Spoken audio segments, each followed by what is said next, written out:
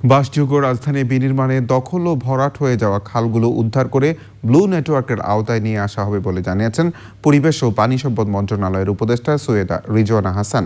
রাজধানীতে এক মত বিনিময় কর্মশালায় সংকট সমাধানে সংশ্লিষ্ট সব পক্ষের ঐক্যবদ্ধ পরিকল্পনা ও কার্যকর উদ্যোগের উপর জোর দেন বক্তারা। মোশাহেদ রনির রিপোর্ট। তিলোত্তমা, ঢাকা।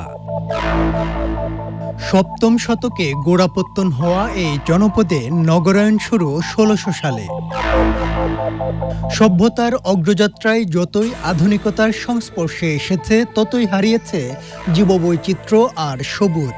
প্রতিনিয়ত বেড়েছে তাপমাত্রা ও দূষণ। অপরিকল্পিত উন্নয়ন ভারে নাজুক রাজধানীর প্রতি বর্গ কিলোমিটারে বাস করেন ৩৯,৪০৬ জন। পরিস্থিতি উন্নয়ন ও ভবিষ্যতের বাসযোগ্য নগরী বিনির্মাণে রাজধানীর বন ভবনে মত বিনিময় কর্মশালা আয়োজনে উঠে আসে গত ১০০ বছরে ঢাকা শহরের নগর প্রতিবেশ, ভূমি ব্যবহার, জীববৈচিত্র্যের স্থানিক ও সময়ানুক্রমিক পরিবর্তন এবং কৌশলগত কর্মপরিকল্পনার নানান দিক। বাস্তুতন্ত্র রক্ষা ও টেকসই উন্নয়ন নিশ্চিতে পরিবেশ বান্ধব প্রযুক্তিতে গুরুত্বারোপ করেন বক্তারা। 2050-এর মধ্যে বলা হচ্ছে যে 1.5 ডিগ্রি থেকে 2 ডিগ্রি সেন্টিগ্রেড টেম্পারেচার বৃদ্ধি পাবে এবং 80 মিলিমিটার থেকে 123 মিলিমিটার পর্যন্ত রেইনফল বৃদ্ধি পাবে। Think tank, civil society organisations, media এবং আমাদের সর্বাগ্রে আমাদের সাধারণ জনগোষ্ঠী যারা এগুলোর ইউজার হবেন, ব্যবহারকারী হবেন, তাদের সাথে সমন্বিতভাবে আমরা কার্যক্রম গ্রহণ করব। ইকোসিস্টেম ঠিক রেখে ঢাকা শহরকে আমরা বাঁচাতে পারবো।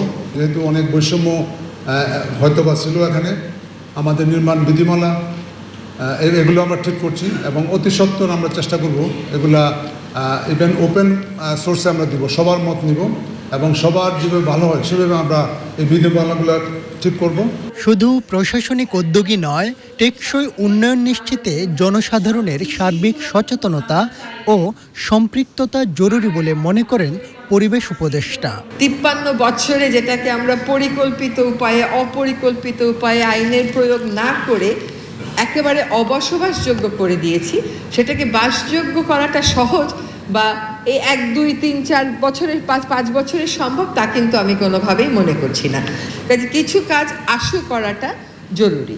কি করে একটা ব্লু নেটওয়ার্কের প্ল্যান আমরা করে ফেলতে পারি সেটা আমাদের দ্রুততম সময়ের মধ্যে করার দরকার। গবেষণা বলছে ঢাকায় এক সময় 209 প্রজাতির বন্যপ্রাণী থাকলেও বর্তমানে অধিকাংশই বিলুপ্ত। পরিবেশ বিশেষজ্ঞরা মনে করেন সময়োপযোগী পরিকল্পনা, সমন্বয় আর কার্যকর উদ্যোগে ধ্বংস হওয়া বাস্তুতন্ত্র উদ্ধার ও পরিবেশ বান্ধব প্রযুক্তির ব্যবহারে মিলবে মুক্তির রূপরেখা। Moshahid Roni, channel I, Dhaka.